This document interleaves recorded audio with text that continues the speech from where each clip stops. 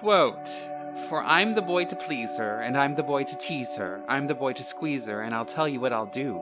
I'll court her like an Irishman, with me brogue and blarney too, is me plan, with the holigan, rolligan, swolligan, mulligan, bold O'Donoghue." End quote. This quote is from an Irish folk song, Bold O'Donoghue, that was a mainstay of the early 60s folky movement, from which Barthelme gets the title for this short story. The folk music revival might have been the first hipster movement, since it was largely the college crowd reacting to the Elvis-flavored rock and roll of the 1950s. I find it a strange musical moment because it's taking these traditional songs and presenting them in such an academic way. Now, I quite enjoy Peter, Paul, and Mary at their peak, but there's just this hint of smug pretentiousness behind it all. It's hard to claim this as music of the people when you're singing it to the Harvard crowd, but I digress. One of the biggest shortcomings of postmodern lit is that it has a tendency to create gigantic doorstop books that are already difficult to read in the first place. And, come to think of it, they hold a lot in common with the 1960s folky movement. They generally attract a college-educated crowd. I swear, they must supply copies of Infinite Jest in dorm rooms like you find Bibles in motels. There's a reactionary side to them as well, rejecting a lot of the tropes and standards of commercial fiction, but at the same time turning themselves into their own socio-commercial brand. There's also the good-for-you aspect, reading as a challenge versus as a diversion, just as folk music is intended to connect you to cultural traditions. And with both, there's this self-consciousness of this information being presented to you rather than merely shared. This sounds like I'm ragging on it, and maybe I am a bit, but these are features of postmodern literature, and honestly, sometimes I do want a challenge. I find when I read too many easy books, they start going down too smooth and nothing sticks. I especially get in this rut when I read too much of a genre, so that their tropes start getting predictable, and as do the ways they attempt to refresh these tropes. Hell, sometimes I do want to climb a mountain. But I completely understand why some folks will never be prone to read a 1,000-page bug squasher, and for them I have good news, because Barthelme has the traits of postmodernists, but without the excessive length. Many of his stories are 3 to 4 pages long, and he packs just as much a punch as his longer-winded cohorts. So, in For I'm the Boy, Bloomsbury is being driven home by his friends after dropping off his soon-to-be ex-wife off at the airport at the beginning of a separation. His friends, Huber and Whittle, are asking why they had to join him, and it was basically to prevent a scene. Huber was still surprised there were no tears. It's not completely odd that he'd be dropping his wife off at the airport. Since it's the early 1960s, there's an idea that if she was leaving him, she'd be going back to her parents, who presumably live elsewhere. It's unclear whether she's leaving him or he's sending her away. If she were going to have a scene, what kind of scene would it be? In what way would his friends cause her to be calm more than just being in public? The friends have similar questions, but before we go further, Bloomsbury has a fantasy set in an extremely stereotypical Irish scene. Quote, "Ah, Pelly, where do you be goin'? To grandfather's, bein' it please your lordship. And what a fine young soft warm young thing you have there, Pelly, in your bicycle seat. Ooh, your lordship, you're an evil head on your... I'll bet you says that tall us girls." End quote. This is based off corny Irish exploitations fare, like A.B.'s Irish Rose. The rest is written in standard American English. Also, it includes some incredibly horny flirting, with Bloomsbury taking the role of dirty old man. It's a sort of post-relationship fantasy that now that his wife is gone, he can go out and play. At the same time, that's all it is, it's fantasy. One definition of pornography, and why it arouses, is it shows actions without consequences, a world where all sexual advances are welcomed, even encouraged. Not only that, but in this flirtatious dialogue they drop literary allusions, first to Mallarmé, but also Valerie, The Cemetery by the Sea, and Dylan Thomas, The White Giant's Thigh. All three have a sort of life is short, seize the day message that gives the impression that these studies are all part of a seduction. Next comes a rather academic discussion whether anybody can be considered friends of the family when the family is a couple that's breaking up, therefore no longer a family at all. Bloomsbury pushes this aside as unimportant, because it is, and talks about how pretty she looked when he sent her away. Again, there's a sense of confusion. I can't tell if he's being wistful, regretful, or if this is some kind of backdoor brag about what he's giving up. Perhaps a little bit of all these things, but we're not permitted to get more explanation before he sinks back into his Irish fantasy. In the car, conversation continues. Whittle says, "Rich girls always look pretty," another statement that can mean different things. There's the basic meaning that wealthy people tend to be good-looking. There's a cynical meaning, money is what makes them pretty. There's the implied meaning, rich girls always look pretty, but they really are otherwise. Whittle and Huber suggest Bloomsbury should have been compensated for some vague trouble, for which Bloomsbury thinks, quote, "The money," he thought. There had been, in truth, a great deal, more than one person could easily dispose of, but just right, as fate would have it, for two, end quote. Throughout this narrative, Barthelme gives us hints of what's going on, like someone eager to have his audience jump to conclusions. It makes it sound like together they spent all their money, but by herself she'd have a tough time doing that. The term dispose of gives a sense of shadiness. One usually discusses disposing of funds when it involves something illegal. Bloomsbury says it would have been wrong to keep it, that even though they both cultivated this money, it was her initial investment. Bloomsbury's friends indicate that not only he should have gotten something out of it, but that they deserve something too. In Bloomsbury's mind, they've already had plenty, having had them over for dinner several times, and they even ogled his wife. This story is shifting into one of exchange. There's a strange economy here of money, favors, relationships.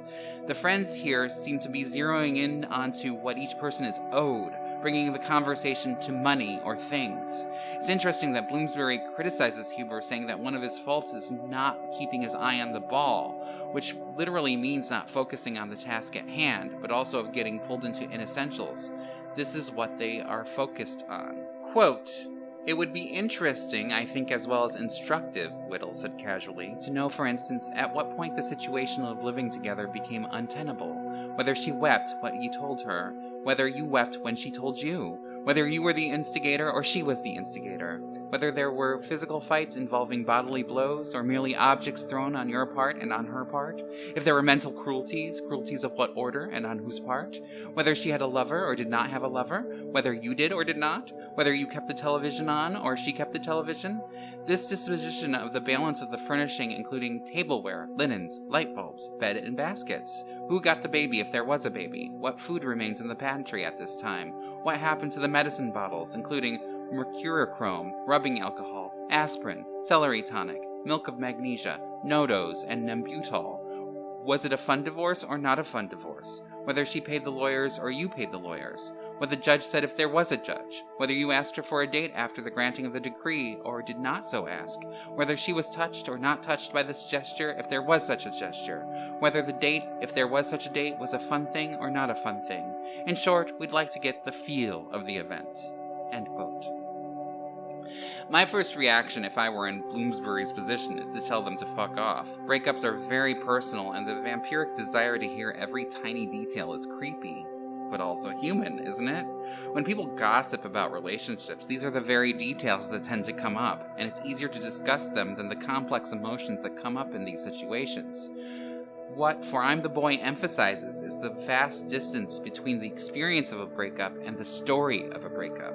Think of any memory you have, especially one that involves strong emotions. It's often wobbly and unclear. You certainly wouldn't be able to remember where each individual medicine bottle went. Also, experience is many things. At the end of a relationship, there can be anger, relief, betrayal, depression. Things can end in a bang or a whimper, and they can also just kind of peter out. Bloomsbury brought his friends along to avoid an emotional scene, and now, on the way home, his friends are wanting to cause one. Bloomsbury retreats into his Irish fantasy, calling his ex a bitch and getting full sympathy from the woman he's flirting with. I'm hesitant to call this the truth and more of a comfortable story he's telling himself. That she's awful and he's good and he deserves all the support for it. That it wasn't his fault and that it all ended and she was a bad woman. It says something, though, that he's not willing to say this, as his friends are egging him on. They would love to hear him badmouth her. One of his friends gets progressively drunker and angrier, while the other tells ludicrous stories of his own breakup, about jumping out of the Chrysler building with a parachute to end it. Clearly false, but also entertaining. These stories aren't for telling the truth. They are for reassurance. This friend group pass around stories to confirm how they want to see the world. Breakups happen because somebody is bad. There's always a matter of who owes who what, and there is absolutely no room for ambiguity or chance. Nothing just happens, because if it did, that would mean they had little control over what happens to them. What's more, they see this as something they're owed, like a transaction. Quote, "So now, Whittle said to Bloomsbury, give us the feeling." "We can discuss," Bloomsbury said, "the meaning, but not the feeling. If there is emotion, it is only just that you share it with your friends," Whittle said. "Who are no doubt all you have left in the world," said Huber. "Emotion!" Whittle exclaimed. "When was the last time we had any?" End quote. They speak of emotions like they're addicts seeking a hit. But isn't that why many people go to the arts, at least as a consumer product? To feel something? One thing I posit is that this jaded emotional state, so often attributed to Xers, the whatever generation, is really caused by modern suburban living. Long before the advent of the internet, our middle classes had lived in simulated settings. Consider the uniformly mowed lawns behind identical tract houses in a gated community. We've gotten more extreme since then, stuffing our ears and eyes with media rather than looking at the world. But this has always been a calling card of the middle class. They feel it is their right to live like this, to be on a sort of island where they can decide whatever they like is true and death and struggle are far, far away, to go running, as the Rolling Stones say, to their shelter of their mother's little helpers.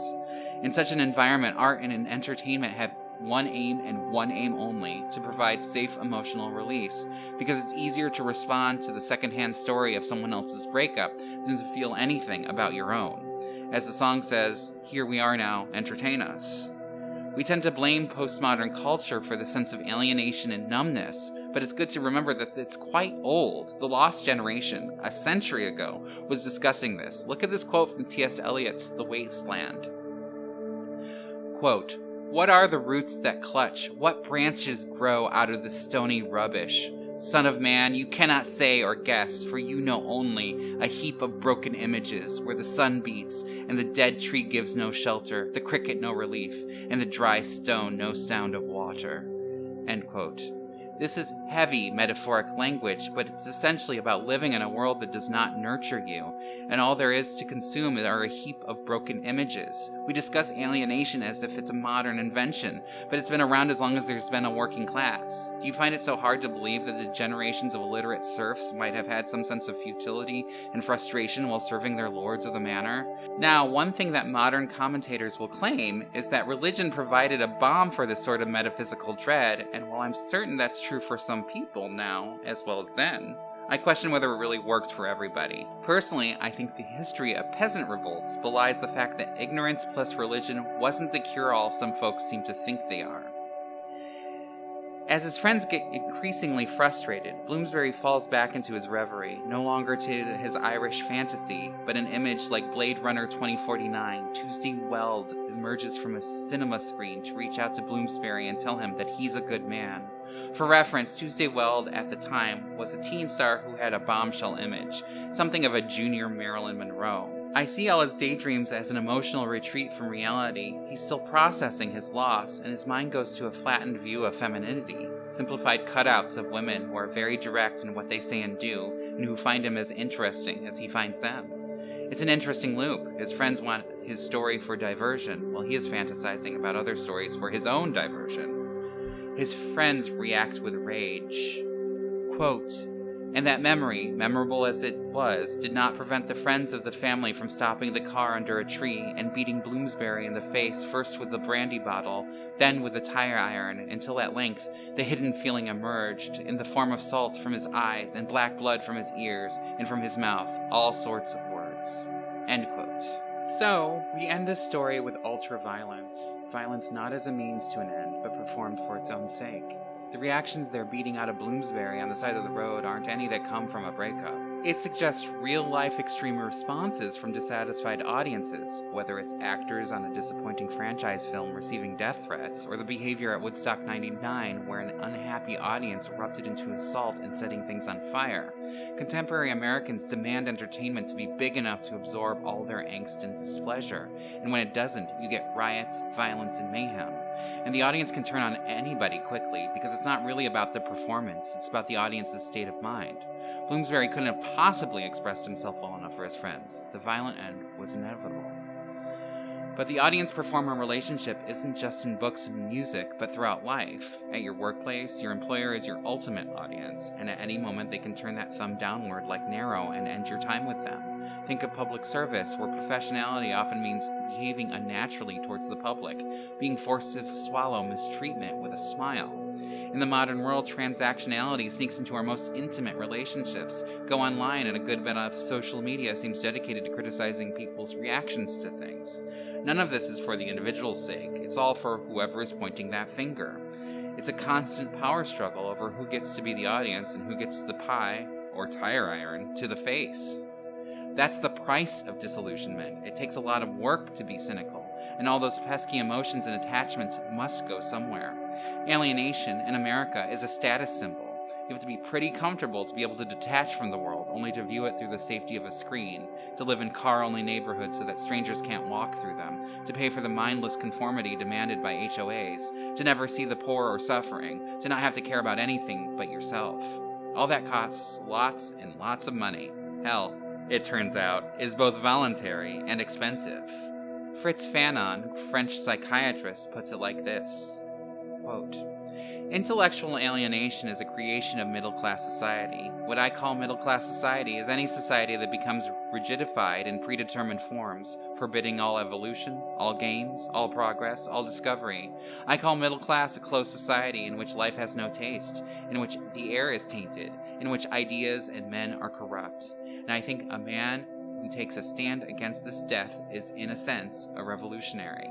End quote. Now, I don't think Barthelme was making this point necessarily, for I'm the Boy is merely expressing the existence of alienation in a group of people who live in relative comfort. What I want to encourage people to do is put aside that alienation. It's nothing more than a pose. All you must do to end it is to care about anything or anybody that you can form a real connection to. Are you up to the challenge? Happy reading!